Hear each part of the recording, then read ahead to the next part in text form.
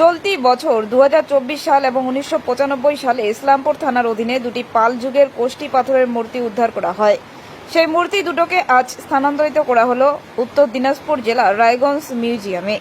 তথ্য সাংস্কৃতিক দপ্তরের আধিকারিক শুভজিৎ দাস জানান, আমাদের পশ্চিমবঙ্গ তথ্য সংস্কৃতি দপ্তরের অধীনে ডাইরেক্টরেট অব আর্কিওলজি রয়েছে। আমাদের রাজ্যে যতগুলো মিউজিয়াম রয়েছে সেসবই সেই ডাইরেক্টরেট অব আর্কিওলজির অধীনে। প্রতি জেলায় এই মিউজিয়ামগুলো রয়েছে। সেই নিয়ম অনুযায়ী যতগুলো প্রত্নতাত্ত্বিক এই উপাদান উদ্ধার করা হবে সেগুলো সেই মিউজিয়ামে রাখা হবে।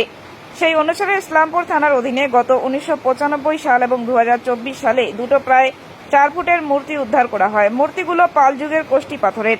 সেই অনুসারে ইসলামপুর থানার অধীনে গত 1995 সাল এবং 2024 সালে দুটো প্রায় 4 ফুটের মূর্তি উদ্ধার করা হয়। মূর্তিগুলো পাল যুগের কোষ্ঠী পাথরের। সেই মূর্তিগুলোকেই আজ উত্তর দিনাজপুর জেলার রায়গঞ্জ মিউজিয়ামে নিয়ে যাওয়া হয় এবং সেখানে স্থানান্তরিত করে সংরক্ষণ করে রাখা হলো। মূর্তি নিয়ে যাওয়া হয়েছে, বিষয়টা কি রয়েছে? আমাদের পশ্চিমবঙ্গ সরকারের যে তথ্য সংস্কৃতি দপ্তর আছে তার মধ্যে একটা ডাইরেক্টরেট আছে, যার নাম ডাইরেক্টরেট অফ আর্কিওলজি।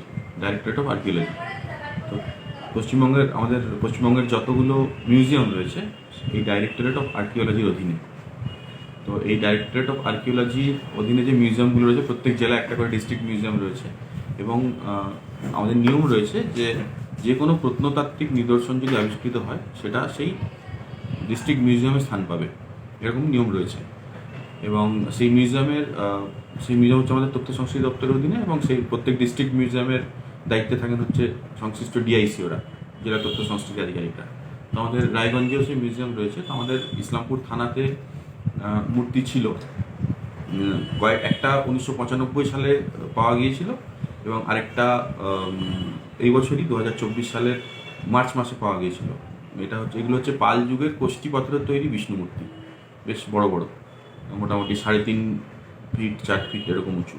তো এই দুটো মূর্তি এরকম থানা থেকে পাওয়া গিয়েছে। সেগুলো আজকে থানা আমাদেরকে, ইসলামপুর থানা আমাদের হ্যান্ড ওভার করে দিল।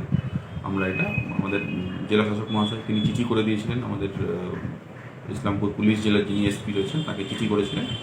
সেই মতন যেহেতু এটা ওখানেই থাকার কথা, মিউজিয়ামে থাকার কথা, তো সেই জন্য মিউজিয়ামে হ্যান্ড ওভার করার জন্য উনি রিকোয়েস্ট করেছিলেন এসপি স্যার সেই মতন ব্যবস্থা করে আজকে মূর্তিগুলো আমাদের হ্যান্ড ওভার করলেন। এবং সেই মূর্তিগুলো মিউজিয়াম থেকে আমাদের লোক এসেছিল, আমাদের মহকুমা শাসক মহাশয় উনি গাড়ির ব্যবস্থা করে দিয়েছিলেন। মূর্তিগুলো আমাদের ইসলামপুর মিউজিয়াম রায়গঞ্জ মিউজিয়ামে, যে উত্তর দিনাজপুর জেলা মিউজিয়াম আছে, সেখানে চলে গেল।